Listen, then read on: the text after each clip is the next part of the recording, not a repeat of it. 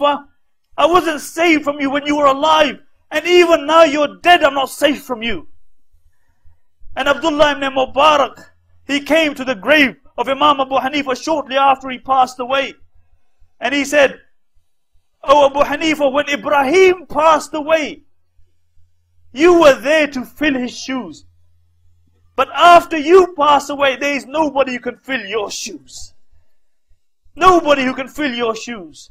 And somebody saw Imam Abu Hanifa rahimahullah in a dream. They saw Imam Abu Hanifa in a dream, and he was in a very blissful state. And he asked him, "How did you attain this status?" And look at this. Imam Abu Hanifa said, "I attained this state because of those people who slandered and cursed me after I passed away." One day a man came to Abdullah ibn Mubarak rahmatullah alayh, and he complained about Imam Abu Hanifa. He's this and he's that. And Abdullah ibn Mubarak said, he said, "You know, your example is the example of a ram who knocks his horns against a mountain.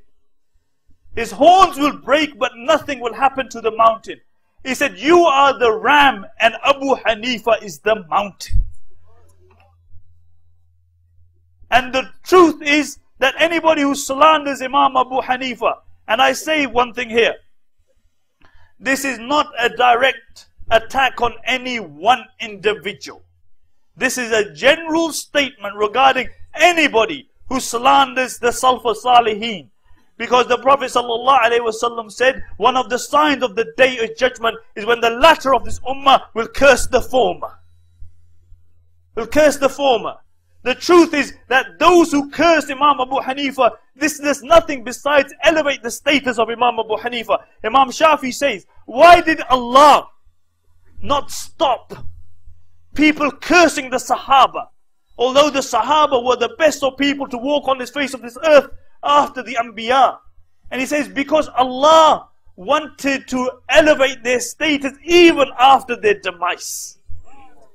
And this same thing applies to Imam Abu Hanifa rahimahullah. That Allah wanted to elevate the status of Imam Abu Hanifa even after his demise. And you know, if Imam Abu Hanifa was here today, what would Imam Abu Hanifa have done? What would Imam Abu Hanifa have done? You know, upon occasion, he was sitting and a man came to him and he said, "You mubtadi, you zindiq." He said, "You innovator, you heretic." And Imam Abu Hanifa said, "May Allah forgive you, may Allah forgive me." He said, because Allah knows that's the day, since the day I have believed in Allah, I have never turned away from Allah. And I seek Allah's pardon. And I ask Allah to save me from His punishment. And when he reached the word punishment, the narrator mentioned Imam Abu Hanifa burst out crying. And this man, he saw the ikhlas of Imam Abu Hanifa. And he said, "I seek your forgiveness. I apologize." And Imam Abu Hanifa said, "Your apology is accepted. But those scholars who slander me," look at the words of Imam Abu Hanifa. He said, "But those scholars who slander me, they are sinful." Because when a scholar slanders, he has people following him. And his statements last for a very, very long time. And our request is that the blind following of any manhaj, any approach, shouldn't blind us to the fact that we start cursing the Salaf or criticizing the Salaf. We should be balanced. We should be mu'tadil. And I say this, and I ask the brothers, I said, if you were to give a talk on Ibn Taymiyyah, and you followed Ibn Taymiyyah, would you for half an hour praise Ibn Taymiyyah? And then for the next half an hour, would you mention the criticisms of all those who criticized him? Many who literally took him on the periphery of kufr, although not for a moment do we accept this criticism. Without defending him, like you didn't defend Imam Abu Hanifa. You wouldn't. No, you wouldn't. So why pick on Imam Abu Hanifa? Because he's Imam of a group of people who follow him?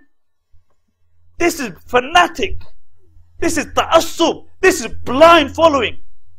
Would you give a talk on the life of Shaykh Abdul Wahhab and praise him for half an hour, and for the next half an hour criticize him and mention all those criticized without defending him? You wouldn't do it.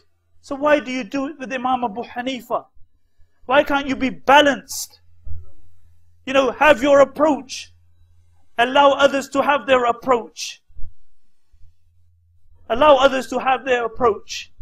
May Allah subhanahu wa ta'ala make us amongst those who live and die for His sake. May Allah subhanahu wa ta'ala elevate the status of Imam Abu Hanifa on our behalf. May Allah subhanahu wa ta'ala keep us united in this dunya. May Allah reunite us with the likes of Imam Abu Hanifa on the day of judgment, and all the Salaf Salih and all the 4 Imams. And may Allah subhanahu wa ta'ala all reunite all of us in Jannatul Firdaus. Subhanakallah wa bihamdika.